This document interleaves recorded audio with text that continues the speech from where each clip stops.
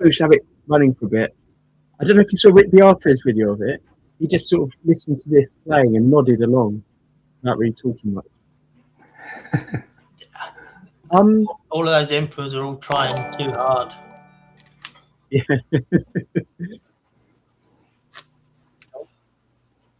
There we go. I'll hide it on the stream. There. Fantastic. So, welcome everyone. Look, hopefully there's going to be some people here that haven't seen us before, and maybe there's some people here that aren't even guitar builders. So today we thought we'd talk about the Angine de Poitrine video that's going around everywhere that everyone's talking about, that, as we just said, Mark mentioned here back in February. So we were ahead of the trend, but we didn't go into it properly. But I've noticed all the videos that I watch, people sort of listening to and talking about the music and occasionally referencing the guitars, but not really talking about how the guitars work and what it really means. So I was hoping in today's video, the three of us will break down a bit of what a microtonal guitar and what twin neck guitar really are, and try and cover some basics in case there's some people here that aren't guitar builders and don't really understand any of that. And we've got people in the live chat, so if anyone in the live chat wants to join in and add to the conversation, please do. Just a quick intro, though. First, we've got Mark over here, Mark Gutierrez. Mark, as well as having a YouTube channel about guitar building, sells guitar building related things. And in the link below, in the description, there's a link to the PDF that you've just made, a free PDF that anyone can download, which has a breakdown of a microtonal. In fact, it looked like it had 13 different microtonal guitar fretboards. Is that right?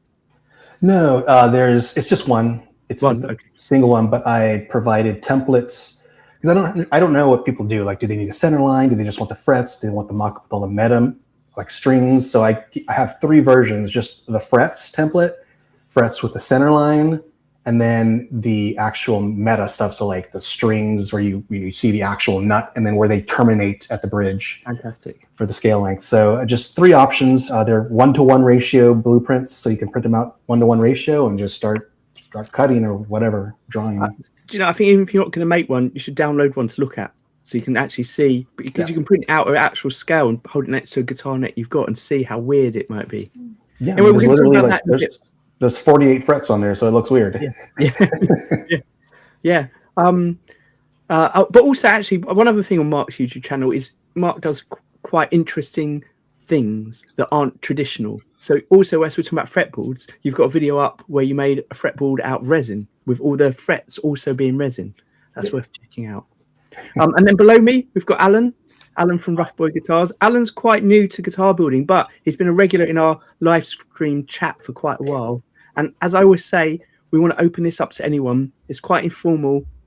We want it to just be a chat amongst people that are interested in guitar building or how guitars work or anything like that. So it's great that Alan's now coming on regularly to chat about his experiences and his process. So a bit later on, I'm going to ask Alan about how he makes his fretboards, because I'm sure there's some people out there that haven't made fretboards before. And hopefully there's some people, like I said before, that are new to guitar building, so might be interested in that. And I'm Daniel on my YouTube channel. There's loads of different things. But one of the things that I bang on about a lot is intonation and scale length. And I think that's really key to understand how a guitar works. For a guitarist playing guitar, you absolutely do not have to understand all the technicalities of how a guitar makes it sound and it works. But I think knowing it sometimes maybe adds something to understanding the instrument. Maybe will help you change the way you play a little bit. So that's one of the things that I want to talk about today as well. Fantastic. Does that sound like everything we should talk about? What an interesting topic. Yeah, it is. Yeah, for those of you that are new to us, we do this live stream every week, and it just varies what we talk about each week. But in the video description below, I've also got a link to our archive of 80-odd videos that we made, where it was 1.5 hour long interviews with guitar builders, guitar players, pedal builders, amp builders, and they're like really in-depth interviews with those people, all about how they got into what they're doing and what they're doing. And also, we were doing that on my other YouTube channel for a couple of years, and then I just transferred it all over here to an archive when we started doing this weekly sort of informal chat instead of inviting people. And we started doing that weekly informal chat a year ago. So this is roughly our year anniversary. I don't know the exact date. I think it might have been last week. But anyway, fantastic. Yeah. So look, here's some real basics. I've got a guitar here, sort of a guitar. Let me just click on it. There we go. And the real basics that I want to talk about today, to start us off with, are the idea of what the frets are and how they work. So, like, obviously, these metal bits are the frets, but also this gap is also called a fret. It's really confusing. I don't know what sometimes people get confused when we're talking about them all. But this would be the first fret, second fret, third fret. And basically, we have the 12th fret, which is exactly in the middle of the guitar length. And that's what I want to focus on at the moment. This idea that in Western music, we think of an octave as a series of notes divided up 12 notes. So we've got on a guitar, the low E, the lowest string starts at an E, and we've got F, F sharp, G, A flat, A, B flat, B, C, C sharp, D, and then we get up to the octave. Now that's 12, and that's like on a piano where you've got the black and white notes. It just divides them up equally. The 12th note is exactly half the string length, and the way that works in sort of physics is you divide the string length in half, and the note goes up a whole octave. If you take what's left, so that's the 12th fret there, and you divided the string length from here to here in half, you get the next octave. So you go up. This doesn't have 24 frets, but that would be where the 24 fret is. Go up another octave, if that makes sense. Divide it in half each time. And the length of the string, I mean, it kind of varies. So you think about a Fender necessarily, but is quite uncommon in Western music. I should say as well, before we get into the technicalities of how you divide the frets up, the size of the fret changes as you go along, but it's not actually perfect on the guitar. So you might have seen true temperament frets, where the frets aren't straight, they kind of look wobbly a bit. And that's how you get an exactly dividing up to get the exact note. Am I making sense here? I feel like I've missed some bits out. Oh yeah, absolutely.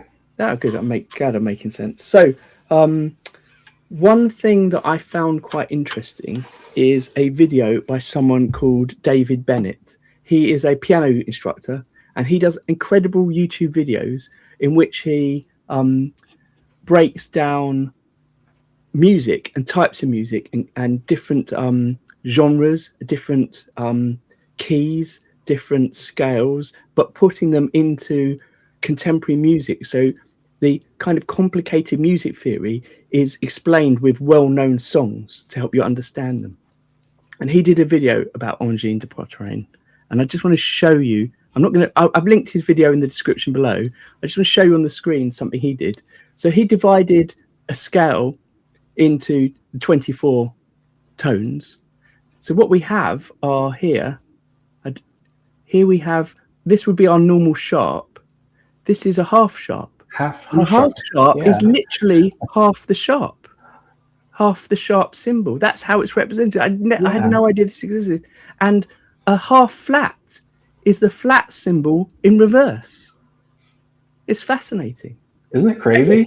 Yeah, I didn't know that. So I've linked his video below, because one of the things he does is he breaks down the Angine de Poitrine's music, but he talks about it, although it is microtonal, it doesn't sound that microtonal to us, because they focus on normal kind of keys in the way we would expect it to be.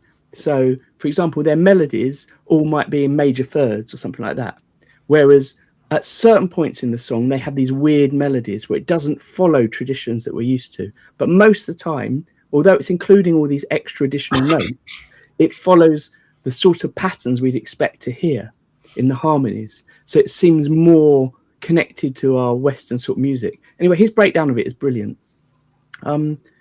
Mark, can I ask you about how you went about dividing up your fretboard? How did you do it?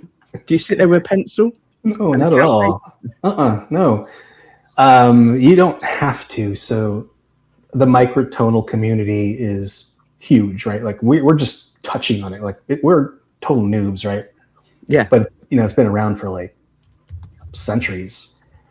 And so like the way there's a computer program that uses something called a Scala file, SCALA.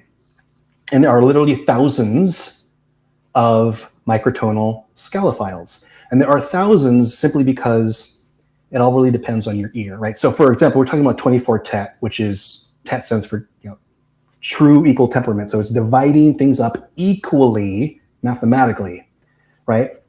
But there are 24 tet scalophiles that do it in just intonation, where they nudge the note, right? So it's a little bit more organic, or they nudge the note another way to add more tension, right?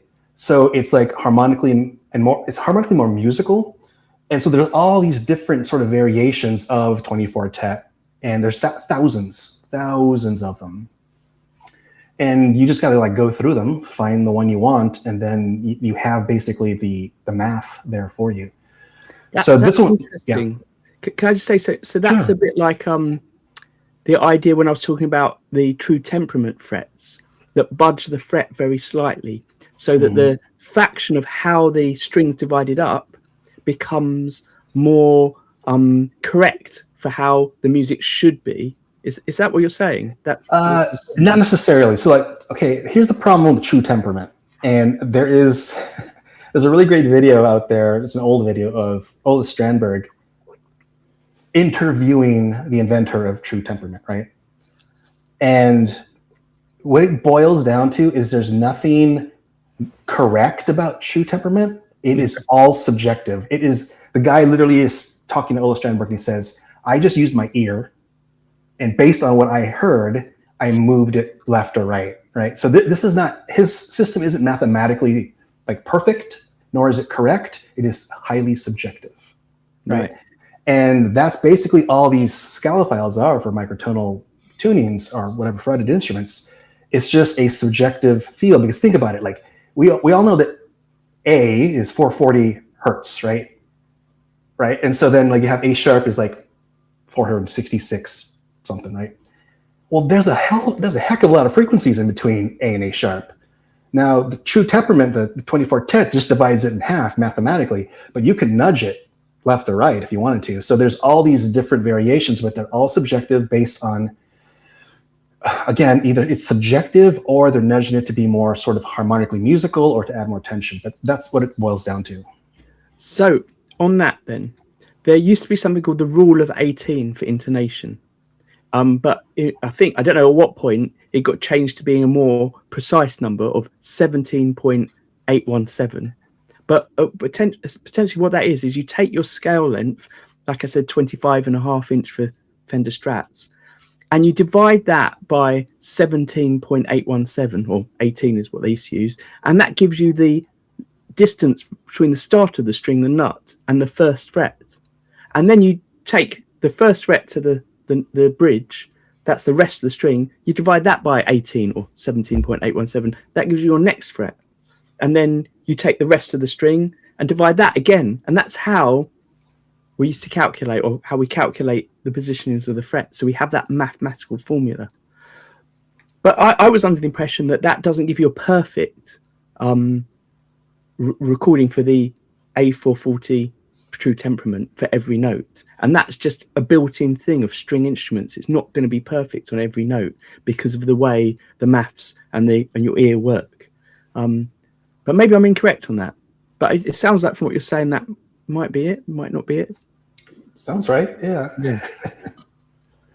So I just want to share one other thing then, if that's all right.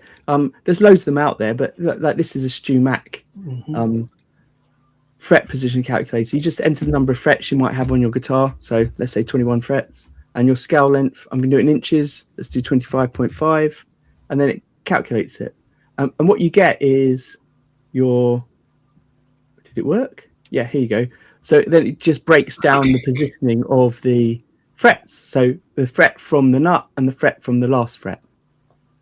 This is really useful when you're marking out and planning your position for your frets. Of course, we have different types of things, because we're just talking about straight frets, but we have multi-scales as well, where the frets angle. I've never seen a multi-scale microtonal. That could be a new project. I don't know who would play that. Mark would play that. He'd play that, wouldn't he? Yeah, when I first heard, Angine, I saw the microtonal stuff way back, I was like totally gung-ho, so I'm going to build a microtonal fretboard. But then, like literally a few days later, I was watching Dweezil Zappa show off his personal instruments, right, on the No Cover podcast, and he brought out his microtonal guitar, right? He hands his microtonal guitar to these two guys that are like Berklee School of Music graduates, right? These guys went to Berklee. He hands it to them, and they can't even they can't play it. Like, they're completely turned around, and these are like really great musicians, and they just couldn't do it. So that put me off. Like, as soon as I saw these two guys who are really great guitar players, really just couldn't find their way around it, then I was just like, yeah, I'm not going to build one. I'm sure, though, that given not very long, they would start getting their way around it.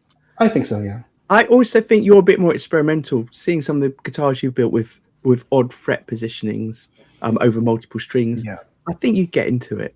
And so I was just going to say that the more interesting image that I saw wasn't of the microtonal fretboard that the Angine guys play, right? It was of his side dots. Have you seen an image of that? No. He's got like different colors. They're all. He's got tape. I mean, it's got a whole map on the side dot on the edge of the fretboard, so that he can find his way, I suppose, to find the natural like 12 frets, and then also to know exactly where he can play around. That was a super interesting photo. Yeah. I tell you what, while we're talking about I noticed that it was only microtonal to about the 15th fret, and then beyond that, it was back to standard. And there's a reason, because like once you get past that fret, things get really close. Because remember, we're talking doubling the frets, so like it's 48 frets, and by that time at the end of the fretboard, they're too close together to play. Yeah. So, look, this is the original guitar, the guitar that that they play. So I've also linked in the description to Luthiers and Guitar Facebook page. But he's the guy that built it, and he shared some photos of it in progress. Yes, you can see it's microtonal on both the bass and the guitar side. We'll talk about the bass and guitar and how they work later on. But you're right, it's only microtonal up to a certain point, again, as you said, because you couldn't fit it in. By the way, I heard, I think it was Paul Reed Smith talking about this, the idea of a fretless guitar, and how really a fretless guitar should only be fretless from the 12th fret upwards, because that's where you're going to get the most use of the 12th of the kind of fretless element if you're soloing, and you want your be able to play proper chords down below in the first octave. Don't know why that sprang to my mind then. But look, it looks like two guitars just stuck together, but as you go through it, you'll see that it is literally two guitars stuck together. Actually, I don't know if it's two guitars stuck together or if it was just a large body blank here. Like, it's two blanks stuck together and then routed out. I don't think he's brought two bodies in and stuck them together. I think he's had two blanks and routed it out. And that makes sense, yeah. Yeah. Maybe CNC'd it, yeah. I just found it quite interesting to see that. But yeah, I'd love to see the side dots. I obviously haven't paid enough attention to the video watching it all. Hey, let's come back to what the guitar looks like in a minute and how it works, and talk about the fretboards again. So I know, Mark, you don't make fretboards that often anymore because, as you say, what's the point? For the things you want to do, you want to experiment with other things, so you might as well just buy in a neck to save you the time of having to do that. Maybe I'm misphrasing you there, but when you do make necks, is it all CNC how you do them? Yeah. So then just recently I've been doing a lot of experimenting, so I don't want to build the neck because all my experiments have to do with the fretboard. So I can build a fretboard, but I don't want to spend and waste time building a neck, right? Right. So I'm trying to think of ways around that, maybe 3D printing or whatever. But yeah, so everything I do is in CAD, and it's these days you can just download a parametric fretboard. Like all this means is you get the model of the fretboard, and it's completely parametric, meaning you can change any value on it. So like all these like fretboard calculators, imagine that built in to CAD that's going to adjust the model in real time, right? So you adjust the scale length and the model moves. You adjust the number of frets and the model changes. You adjust if you want it, fan frets, you adjust that, put two scale lengths in, and the model builds you the fan fret. And it's literally in seconds, right? So parametric fretboards are a big thing in Fusion. They have been for a while now. So there's no need for fret calculators anymore. There's no need to actually design a fretboard from scratch. It's just out there now. And the same thing with a nut. Like I have a parametric nut. I don't have to actually build a nut anymore or design a nut. It's just parametric. If I want it 6 strings, 7 strings, E to E, width, whatever, you just type it in and it just moves it for you. So that's what I'm doing these days. It's like this, and which is how I'm making these microtonal fretboards too. It's just like, it's all just math inside a computer. I mean, it just shows maybe how many people are using CAD to do that now.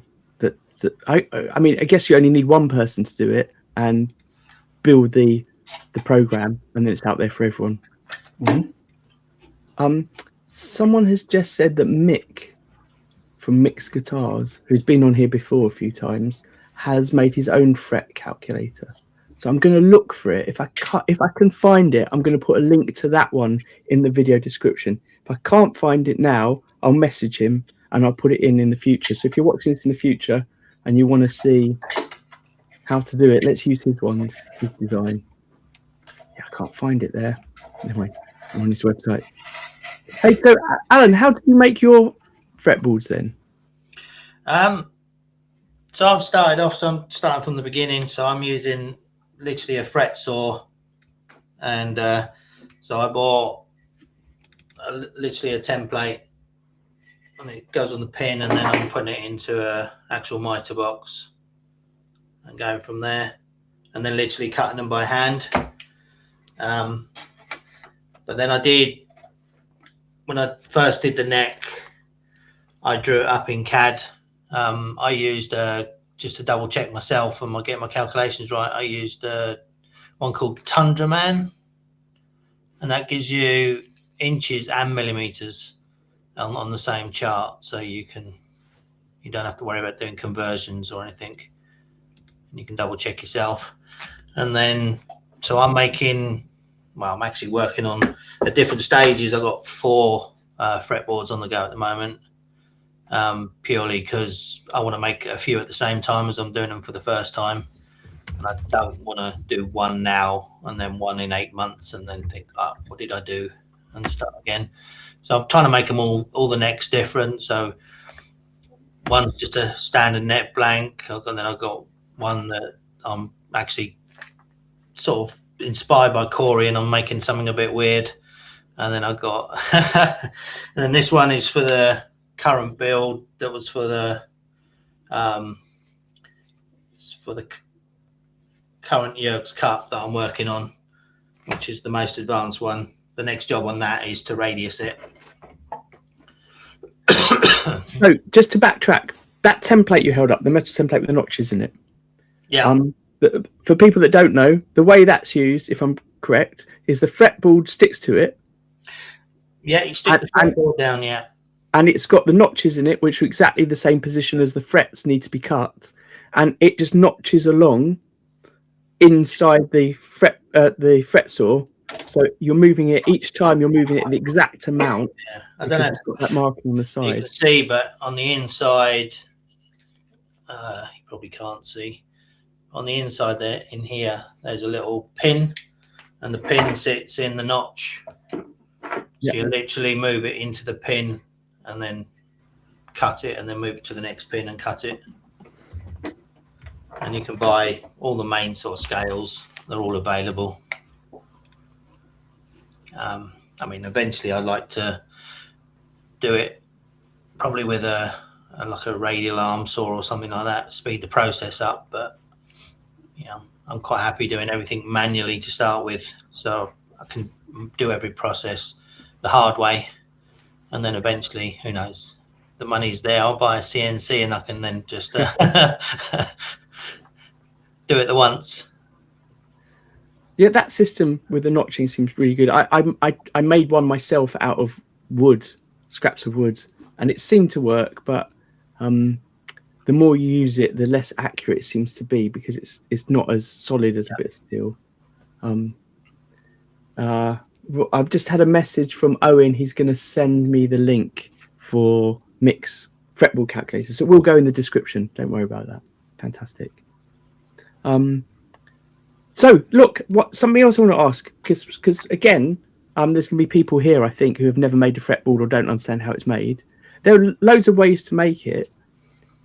What you're implying there is you make the fretboard, cut the slots, then you stick it on the neck. You showed us your neck, but your neck's not shaped yet. No. So what do you do next? Is your next job, presumably, is it going to be radiusing the fretboard before you shape the neck? I want to radius it, and I want to put the frets in and shape the back as the last thing, so everything's always flat. Yes. So with a flat back, it allows you more pressure to put the makes everything a little easier. So I have found that when I have slotted a neck and then slotted a fretboard, then radius the fretboard, you obviously then need to just go over your slots again a bit, because sometimes when you're radiusing it, you're losing some of the depth of the slots. Now, when you put a fret in on a radiused fretboard, it doesn't really make a difference, I don't think, whether the bottom of your slots is flat or the bottom of your slots follows the radius of the fretboard. But my fretboard saw, my fretting saw, you can put a guide on it, which allows you to make sure, like a stop, which allows you to make sure you don't go too deep into the fretboard. And that also allows you to perfectly follow the radius. So yeah, exactly that. And it sticks on, and then you can follow it with the blade. Exactly the depth that you want. And one of the things about that is you can then do it on the radius, and it feels like you're doing it twice if you cut it first and then do it again on the radius. But obviously, cutting it first when it's all flat is much easier. It's much easier to mark out if you're marking it out by hand. But I don't know what the best way to do it is. I'm all for saving as much time as I can, but it does potentially lead to more problems. Neil's saying he thicknesses the board, slots it, shapes it, glues it, radiuses it, recuts the slots using a guide for the frets, etc. Yeah, I mean, that seems to make sense. And everything about doing it on the neck when the neck isn't shaped makes sense as well, because you've got your solid platform to link on. I've put in the description a link to a video that Mark made about the fractal fret presses, the new thing from last year, new for 2025, of the ways of putting your frets in. So if people want to find out more about how to actually make a neck, put it in, we've got the description Alan gave, my bastardization of that I've just given you. And in the description, I've got 2 videos. Owen from Entropia's Guitars, he's made a video on how he slots his frets, which is basically the same process that Alan's using, but he's got a video of it you can watch. And then we've got Mark's fret press example. Everything you need. There you go. Everything you need if you want to make it yourself. I regularly get messages from people who are interested in building guitars, because a lot of my videos are about customizing guitars or finishing guitars or building kit guitars or upgrading things. And people often ask when they want to build their first one, what should they do? What's the first way in? And one of the questions they often ask is, I'm not sure whether to buy a neck in or make a neck myself.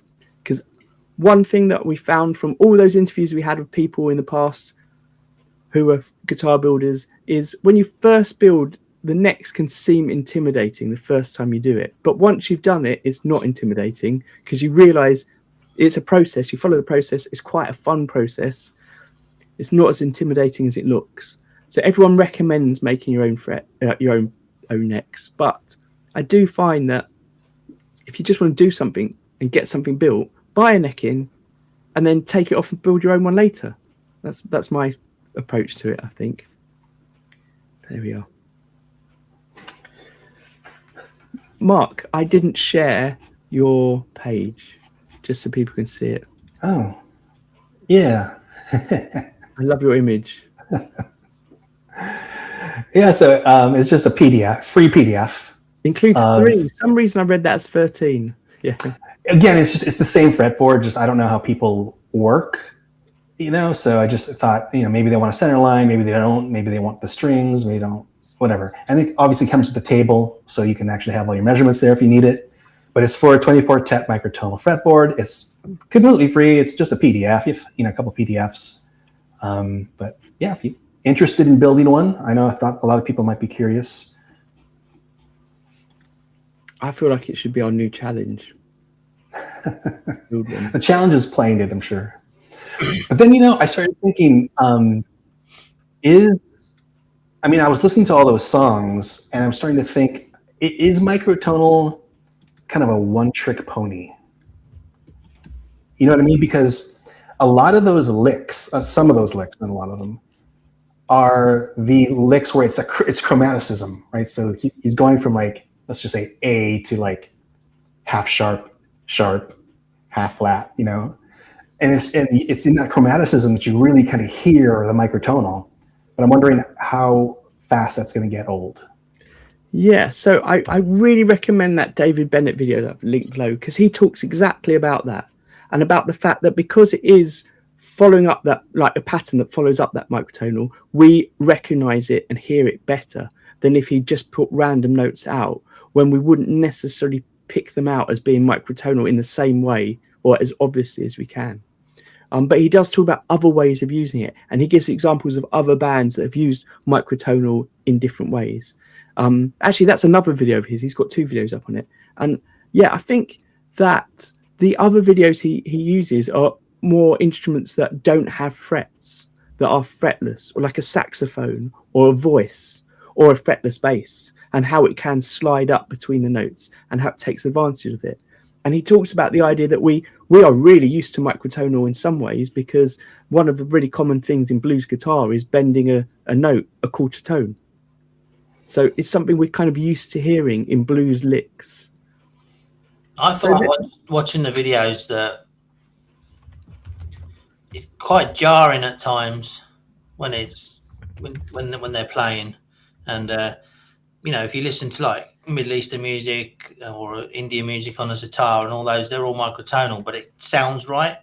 And there are times when they're playing, you think, oh, this is all right, and then they hit something a bit sharp or a bit flat, and you think, oof, it jarred a little bit.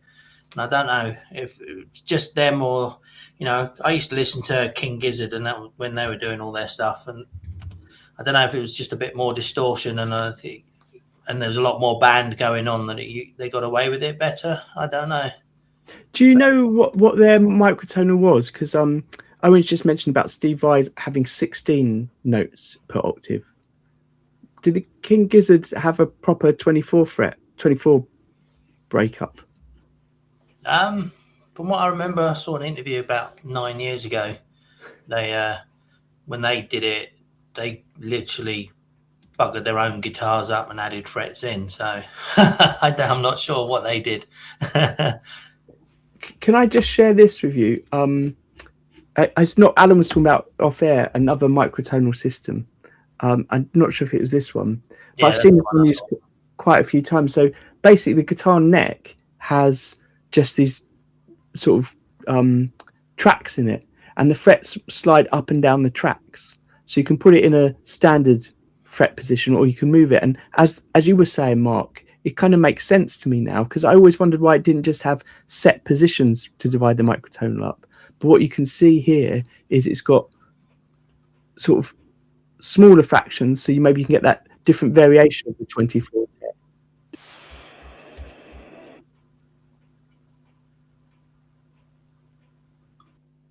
Too bad we can't hear it. Oh, is it not showing the volume? There's no audio. Does that mean at the beginning I wasn't sharing audio either? I don't think there was audio at the beginning either. I clicked on add.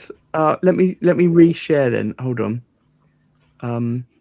I'll end my screen share and do it again. I thought at the beginning when we had it going on, it wasn't just visual. No, there's no sound. Also, at the beginning. Oh, it says that I am also sharing the volume. Oh, maybe it's reset it. Here we go. No. Yep.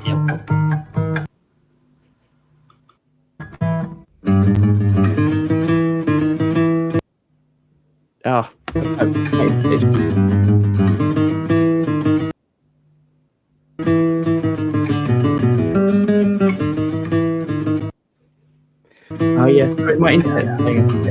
That's one. I'll show you this one, which is even better. Oh, that's exactly what we're talking about in terms of like chromaticism. Like we hear those notes together, and we can hear the microtonal system. Hopefully this will go back to the beginning in a bit. It's a Lego guitar where you can get the actual adjust the frets with the little Lego.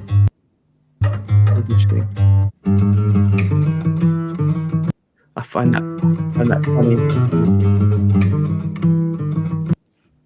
Oh, there we go. So at the beginning, when I was trying to be clever and start us off with hearing some of the Angine de Poitrine's music, we just had the visuals of them playing and not listening. We've talked about Owen's mentioned Balkan music in the chat. In one of the old live streams that we did, maybe it was one where we were interviewing someone about different instruments, we talked about Balkan music, and I think we had some examples of some guitars that people had made for the Great Guitar Build-Off one year, where they had these instruments and they didn't have set frets. They had things that were essentially in fact, they might have even been cable ties that they used wrapped around the fretboard, so you could slide them into different positions to get the microtonal sounds.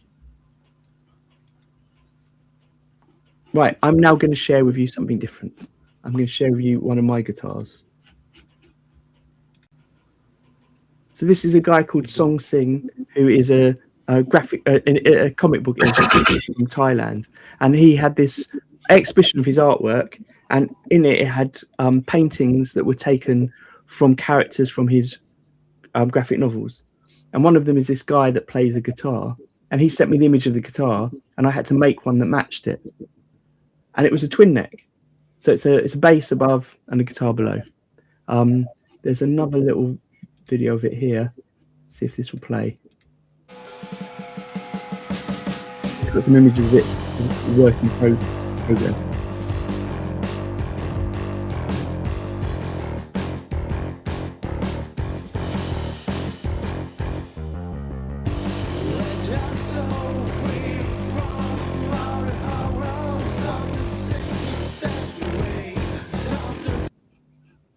So what that one actually is the bass is fretless, and then the guitar is just a normal 25.5-inch scale. But what I want to talk about here is, if you look at mine, you can see the necks. It's partly because of how he designed it, but the necks aren't parallel with each other. Whereas when you look at the Angine de Poitrine's one, they are parallel. And the reason we decided to go not parallel is it felt like it gave a little bit more access when he was playing it. I don't know if that's true or not. I guess at each their own is how they like it. But the other thing that we had is there's a switch somewhere which lets you switch the outputs. The output, like a selector switch, the output is either the bass or the guitar. Whereas with the Angine's bass guitar, they've got separate outputs. And the reason is, when you see him playing, they have separate outputs because he's playing, going backwards and forwards between them both quite rapidly, and they're both going into different effects. So the lead from one will go into one set of effects, the lead from another seems to go into another, but then they both go into the same loopers somehow. I think that's what's happening anyway. Well, your guitar looks awesome, Daniel. Oh, thank you. Yeah, I mean, it was I made it, but it was his design. But what was interesting was his design based on a drawing he did. I mean, he does play guitar and bass because he makes music, but it was a design from a graphic novel and this character in it. So it wasn't necessarily designed to be a real guitar initially. So it's how to sort of convert that drawing into what was a real guitar. It's quite an interesting project. I mean, one of my favorite things to do is work with someone that has an idea who can't make something and help them realize it. Which is sort of what Le Breton, the luthier that made the Angine guitar, did, because they came to him, they said they wanted twin neck, they wanted the 24 scale, 24 tech breakup. I found an interview with him, but it's in French. But in that he talks about the fact they went backwards and forwards over a period of about 3 months doing the design work before they got it to be how they wanted it to. Mark, apparently when you're talking, we're getting an echo. I'm not getting that. No? Can you hear me? Echo? Echo? Yeah, tiny noise, but it's not very echo. Maybe it's microtonal. Maybe you've got. Yeah, Eddie's just asked about the thing I mentioned earlier with Paul Reed Smith about leaving partial fret, leaving the top bit fretless. Have you done that then, Eddie?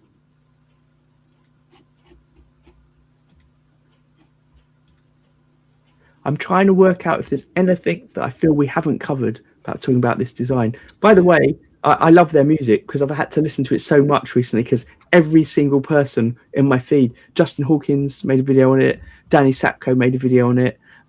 One of my favorites, which I haven't linked below, is Wings of Pegasus talking about it because he talks about it from a musicality point of view and he talks about the timing and the tempo and he does lots of counting along and you see they have tempo changes throughout the song and it's often in very odd time signatures.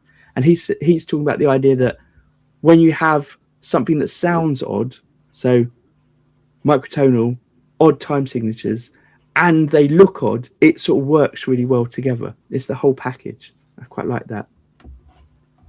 Do you know if they're playing anywhere near you next coming weeks or months?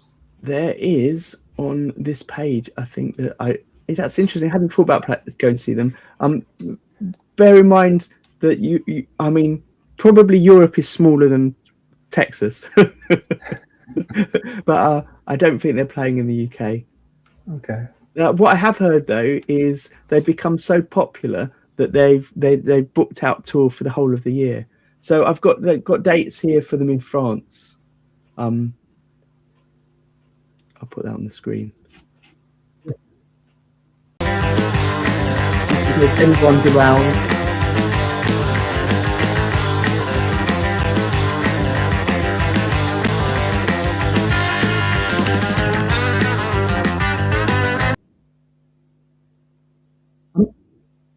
I must say the music. Oh, stop! Stop. The music reminds me of a bit of Primus, a bit of Mr. Bungle. Yeah, for sure. I wonder, like, how, like, hearing the intervallic relationship between like those microtonal notes, it almost sounds like you could reproduce that with digital effects. Like if you could take a pitch shifter, right, and then make it kind of like move around just a few cents in every direction, you could probably get that same sound just playing just normal, like a normal lick or normal riff. I'm pretty sure I'm going to try to like reproduce that digitally. I have a chorus pedal, which you can set to how many voices you have on the chorus, and so you can have just one extra chorus voice, and you can set how much it shifts it by. So you can shift it, and I'm sure the maximum shift of it is probably about half a tone, half a half tone, a quarter tone. Because when you play it just sounds really wobbly and really weird. Yeah, it's like all you need is a few cents, like is it 50 cents or 25 cents, right? And then with digital modelers, you can set an LFO. You can modulate any knob, right? So you can actually get an LFO and have the knob do this just by a few cents, right? So as you're playing, you're going to get microtonalism probably, but you can also do like step sequencers, or you can do like square wave ramps. So any kind of modulation you can apply to a knob, that it does it automatically. It's all automated, right? So you can just, you don't have to use your foot, your hands, or anything. The actual LFOs or the ASDRs or the envelope filters or the step sequencers can actually modulate each knob. So, and this thought just popped in my head. I'm kind of curious now how, if it's possible. Yeah. Just looking up. I don't know what it's called. I had I've got a pedal that I just lent to Toby to experiment with. It's a Marshall pedal. It's one of those old school metal enclosure ones they had. I've forgotten what it's called though. But it was basically a reverb pedal, a modulation pedal, and it allowed you to do phasing and a chorus and stuff. But it had a step modulator in it, and so you play a note and it would just go all over the place. And I love it for ambient stuff. But as always, I've got all these pedals that make weird sounds, but I've never really mastered them because I don't have that musical talent that Toby has. So Toby's been playing with it and he says it's really good. So I'm intrigued to hear someone use it properly. I'll see if I can find it out. But someone else will have to chat while I do that. Go for it, Alan. So Alan, when you put the binding on, tell us about how you cut the frets and get the binding on. Do you cut the frets and then bind the neck afterwards? On this one, yeah, I cut the frets and then I'd already stuck it to the board, but because I can't move to the next process because I'm waiting to save a bit of money for the next tool, I decided to run the router down the edge of this one. If I'd thought about it at the beginning, I would have probably cut the board narrower to start with and done it that way, but I made it difficult for myself. But I've got another, like I say, I've got a few more on the go at the same time, so I've got a couple that obviously haven't got binding on either. So can you show us the binding again? It's gonna be, yeah, that is killer. so the actual so I've got resin in the dots, so when that's radiused it'll clean up a bit better, and then the actual I'm back. So the actual guitar itself is, because semi-hollow, so it's got a blue shark in there. I don't know if it's going the wrong way. So hopefully all the blue will tie in when it comes to it. So cool. That shape is rad. Yeah, it's just something I started sketching. I kept sketching the same thing, so I ended up doing that for my first one. So I haven't done a template of any existing guitars on any of the ones I've done. They've all been sort of my own shape or a variation. That way, if I make an error, I can just cut a bit off and no one will really know. Right. So this is another board I'm working on. Oh, that's lovely. So that one's, I'm just going to put in frets as normal on that one, and then build up to doing the semi-spherical, whatever it is, on the other one. I've been designing my my body for the Yertz Cup, so I have like my design going, and it's actually I'm really happy with it, but I tend to kind of stop because I'm at the point where I need to think about materials, like, okay, what wood am I going to use, and et cetera, et cetera.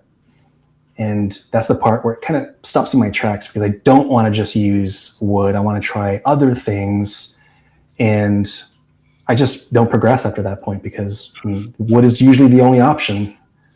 But I think if you were to see my design, if I were to show it to you, you'd be like, whoa, that would look so cool if it were like in metal or glass or something, right? But when I start to model it, I can actually apply like wood textures to it, and then my really cool design just kind of goes away. Like once I apply a wood texture and I see it with wood, I'm just like, it's just not, it doesn't hit the same way. So I need to start thinking about, again, alternative materials that I can use before I start committing to actually building it.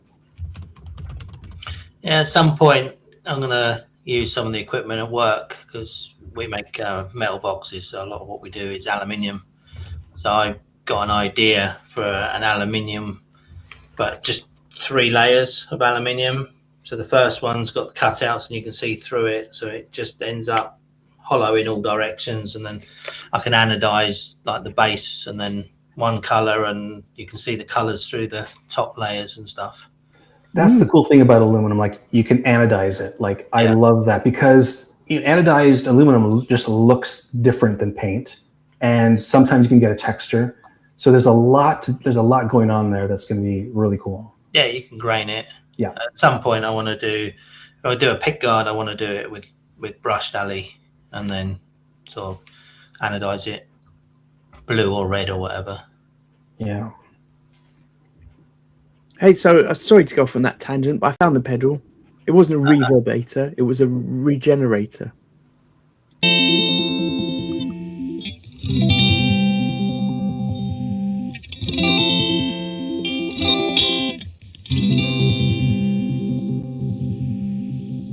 That sounds much more tame than when I use it. But cool. Hey, look, we've talked for 50 minutes. Now we've just added to the sort of mass of videos out there about Angine de Poitrine. As someone pointed out, though, if you look carefully at the thumbnail that we've got for our video, I made it with a bit of AI on a train journey the other day, and I hadn't noticed, but not only has the AI taken the original photo and manipulated it by putting text on it, it's also changed the guitar. So the guitars are no longer microtonal, and they've got very weird fret markers on them. So yeah, well spotted, the person that pointed out to me. I obviously didn't pay enough attention. Or maybe it was there for clickbait. Who knows? I don't know. Let's see how we go. Yeah, and if you're new here, thanks for coming along. Don't forget, like, I've linked to all those videos we mentioned below and Mark's PDF that you can download for free. But also I've got the link to our archive.